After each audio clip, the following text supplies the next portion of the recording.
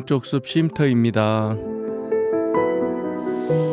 강릉 하슬라디오 청취자 여러분 안녕하세요. 동쪽숲이에요. 올해는 벚꽃이 늦게 핀 관계로 더 기다려서일까요? 벚꽃의 화사함과 풍성함이 더 빛나고 찬란하게 보이더라고요. 이제 봄의 한가운데로 접어들어 따뜻하고 좋네요. 이제 앞서 강릉 하슬라디오 개편과 관련해서 예고한 대로 동쪽숲 쉼터는 삶에 대한 이야기를 하는 원래 취지에 맞춰서 우리 주변의 이야기를 나누고, 그간 쉼터에서 가끔 농업에 대한 이야기를 한 것은 동쪽숲 그루란 새로운 프로그램을 통해 이어나가려고 해요. 그루는 그루터기라고도 쓰고 한 그루, 두 그루, 나무를 세는 단위로도 쓰고요. 일모작, 이모작 대신 쓰기도 하고 농사의 기본이란 개념으로 제목을 잡아봤어요. 순 우리말이라 친근감도 더하죠. 오늘 쉼터는 초록은 동색일까? 란 이야기를 하려고 해요. 초록은 동색이라고 배웠는데 정말 그럴까? 라는 의문에 답을 찾고자 해요. 동쪽숲의 윤슬 같은 이야기는 모두가 아니요 라고 할 때 예 라고 한 사람에 대한 이야기예요. 강릉 하슬라디오 동쪽숲 쉼터 그 10번째 이야기를 시작합니다. 초록은 동색이다. 무슨 뜻일까요? 글을 그대로 풀이하면 풀과 녹색은 같은 색이다 란 뜻이죠. 저는 이 말을 처음 봤을 때 이건 뭐지 했던 생각이 나요. 초록이 어째서 구리색이지? 라고 이해했거든요. 녹색 계열을 어릴 때 초록색이라고 배웠고, 동색의 동자를 한 가지 동이 아니고 구리동으로 이해해서 초록색이 어째서 황색 계열의 구리색일까로 이해했던 거지요. 설명을 읽어보곤 제대로 알게 되었어요. 초록색은 원래 초색, 풀색과 녹색의 합성어잖아요. 그러니까 초록은 서로 다른 색임을 전제로 한 비슷한 색끼리 묶은 색이란 말이죠. 엄밀히 따지면 다른 색이나 서로 비슷하니 넓은 의미로 초록색이지 뭐 라는 뜻인 거죠. 묘한 뉘앙스를 품은 단어네요. 그럼 글자 그대로 뜻은 이해를 했는데 이 글의 의미는 뭘까요? 사전에는 처지가 같은 사람끼리 한패가 되는 경우를 비유적으로 이르는 말이고 우리도 그렇게 이해하고 있죠. 그런데 이 말 초록 동색은 조선왕조실록과 승정원 일기에 기록된 바에 따르면 매우 나쁜 의미로 한패거리라는 뜻을 담고 있대요. 사전의 뜻도 사실 긍정과 부정의 의미를 다 담고 있는 것이고 우리도 그렇게 사용하죠. 초록 동색과 비슷하거나 부분적으로 일치하는 속담이나 사자성어로는 가재는 개편이다, 유유상종, 팔은 안으로 굽는다, 그 나물에 그 밥 등등이 있죠. 가재는 개편이다. 모양이나 형편이 서로 비슷하고 인연이 있는 것끼리 편을 든다는 말이죠. 이 말을 들으면 타향에서 동양 사람을 만나거나 초등학교, 중학교 동창을 만나거나 직장에서 고등학교, 대학 동문을 만나면 왠지 더 가깝고 가족 같은 느낌을 떠올리게 되죠. 팔은 안으로 굽는다도 사람은 누구나 자기와 가까운 사람에게 정이 더 쏠린다는 말이죠.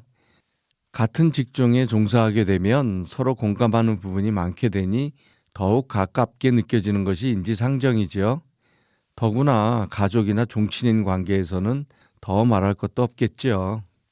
유유상종도 비슷한 종류나 사람끼리 서로 친하게 따르거나 지낸다는 뜻이고요. 그 나물의 그 밥은 서로 격이 어울리는 것끼리 짝이 되었을 경우나 서로 수준이 비슷하여 별 다르지 않거나 기대 이하임을 이르는 말로 자주 쓰죠. 모아보니 비슷한 말이 꽤 많네요.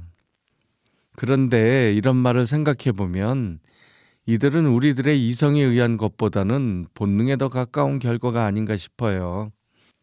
같은 학교를 나와서, 같은 동양이라서, 같은 직종이라서 라는 냉철한 판단의 결과라기보다 그저 본능적으로 동질감을 느끼기에 더 끌리게 되는 것이겠죠.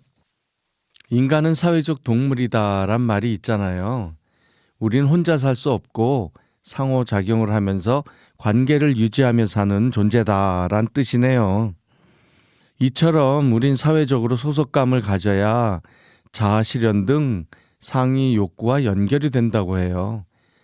그러니 이런 소속감은 인간의 본능에 가깝다고 봐도 되겠죠. 그러다 보니 우린 동질성에 더 잘 끌리는 것 같아요. 우린 대부분 익숙하지 않은 이질적인 것에는 먼저 거부감이 들잖아요. 또 우린 이런 성향을 인간적이라고도 말하죠. 그런데 과연 그럴까요? 그렇긴 그렇다고 보여지긴 해요. 그러나 반드시 절대적으로 그렇진 않죠. 이런 말들은 하나같이 부정적이거나 비아냥거리는 뜻도 함께 담고 있잖아요. 조선시대 기록에는 정조대왕께서 초록 일색으로 표현하시며 패거리를 이루어 부당하게 편의를 봐준 관리를 파직하는 상황이 나오더라고요. 결국 낱낱이 세밀하게 색을 구분할 때와 두루뭉술하게 묶어서 처리하는 것이 효율적일 때가 각각 따로 구분되어야 하네요. 이게 생각처럼 쉽지 않을 수도 있겠죠. 그럼 그 기준을 어떻게 잡아야 할까요? 여기에 답이 될 만한 사자성어가 있어요. 과유불급이라. 정도를 지나침은 미치지 못한 것과 같다. 간혹 정도를 지나침은 미치지 못함보다 못하다로 해석하는데 잘못된 것이래요. 못하다가 아니고 같다랍니다.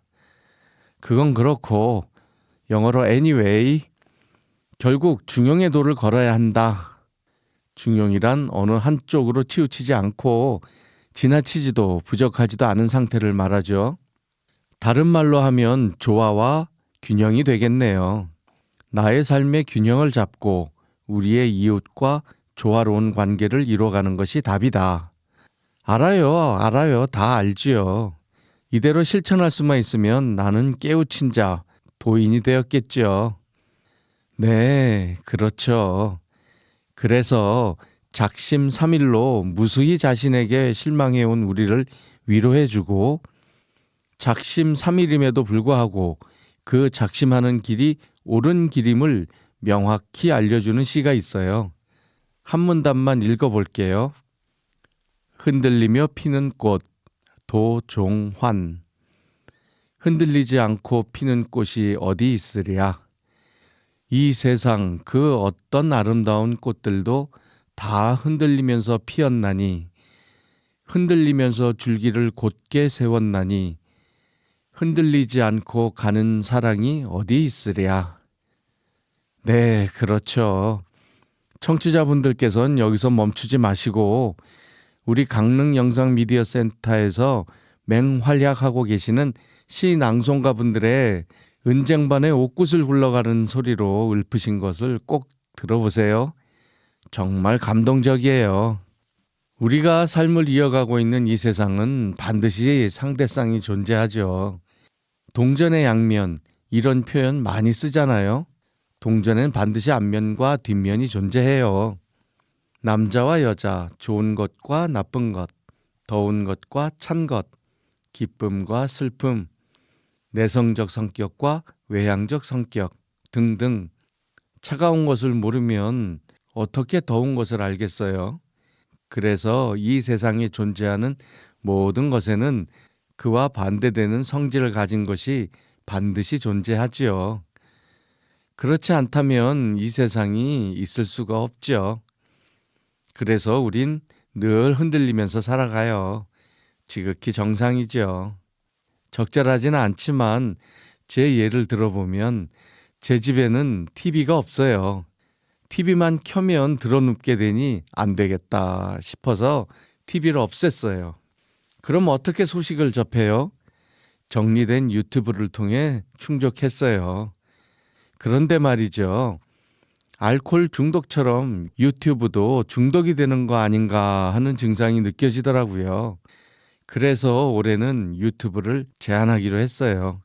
작심삼일이 되어가고 있는 게 아니라 새로운 작심이 반복되고 있지요.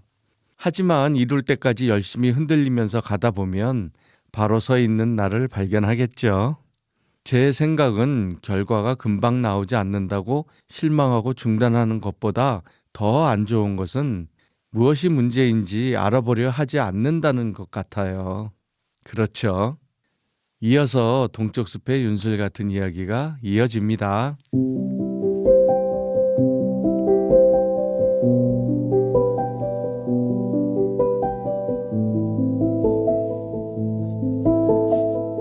동쪽 숲의 윤술 같은 이야기. 모두가 아니요 라고 할 때 예 라고 한 사람. 동쪽 숲의 윤술 같은 이야기는 모두가 아니요 라고 할 때 예 라고 한 사람으로 이야기한다. 이 윤술 같은 이야기는 1970년대 후반 대학 시절 동호회 멤버십 트레이닝을 가서 사그러져가는 캠프파이어를 앞에 두고 나눈 이야기로부터 시작된다. 캠프파이어 공식 행사는 다 끝나고 멤버들이 빙 둘러 앉았다. 사그러져가는 불을 앞에 두고 감성적으로 차분한 분위기가 돌아 이런저런 이야기를 나눴다. 오늘 주제와 같은 현상을 이끈 이야기는 가정폭력과 관련된 이야기였다. 이 이야기를 하기 전에 당시 시대의 상황을 설명할 필요가 있다. 우리나라의 가정폭력에 대한 사회적 관심은 1980년대에 시작하여 범국가적 차원의 대응 방안이 마련되기 시작했다. 1995년에야 여성발전기본법에 가정폭력 예방에 관한 규정이 마련되었다. 이 이야기는 그 전인 70년대 후반대 이야기다. 당시엔 가정폭력은 늘 부부싸움은 칼로 물베기란 소리에 묻히기 일쑤였다. 그런데 매스컴에 가정폭력을 견디다 못한 아내가 남편에게 극단적 상해를 입혔다는 내용이 회자되었다. 이것과 관련하여 학생들의 의견이 오갔고 결론은 남편이 무조건 잘못했으나 부부싸움은 칼로 물베기인데 극단적 상해까지는 심했다로 모였다. 아마도 이런 결론 아닌 결론으로 의견이 모아진 것은 그런 경험이 전혀 없던 학생들이었고 당시 사회적 분위기에 따른 것이라 생각된다.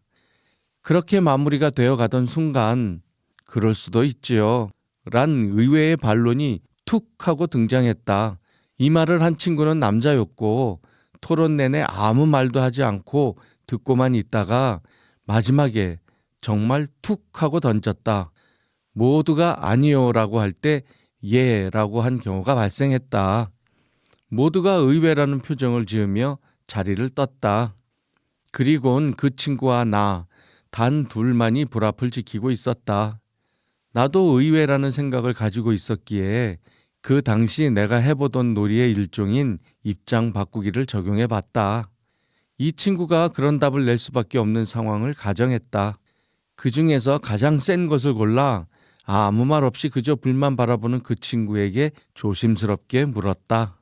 혹시 가족이나 친척 중에 질문이 채 끝나기도 전에 네가 어떻게 알았어? 우리 누나가 그랬어서 나는 누구한테도 말하지 않았는데 네가 어떻게 알았어? 라는 격앙된 외침이 바로 터져 나왔다.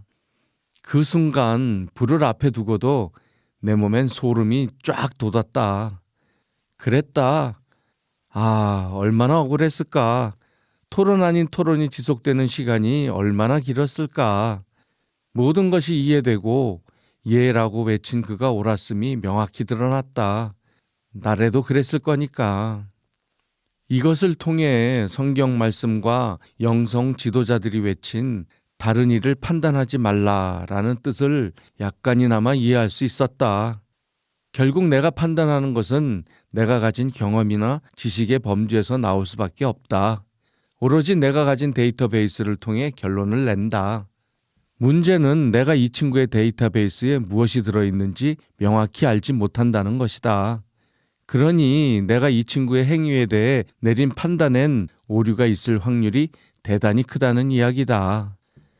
그 뒤로 그 친구의 가슴 절절한 이야기를 듣고 위로하고 또 위로받고 참 가슴이 따뜻했던 풋풋한 젊은 날의 기억이다.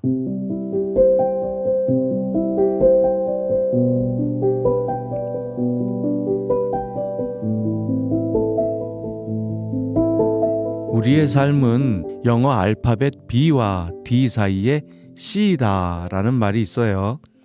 인생은 birth, 태어남과 death, 죽음 사이에 choice, 선택이다. 그렇죠.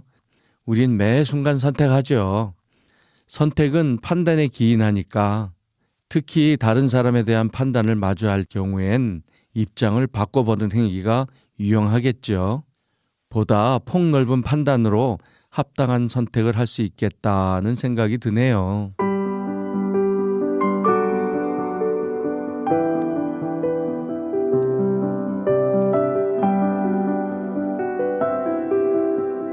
오늘은 초록은 동색일까로 이야기했네요.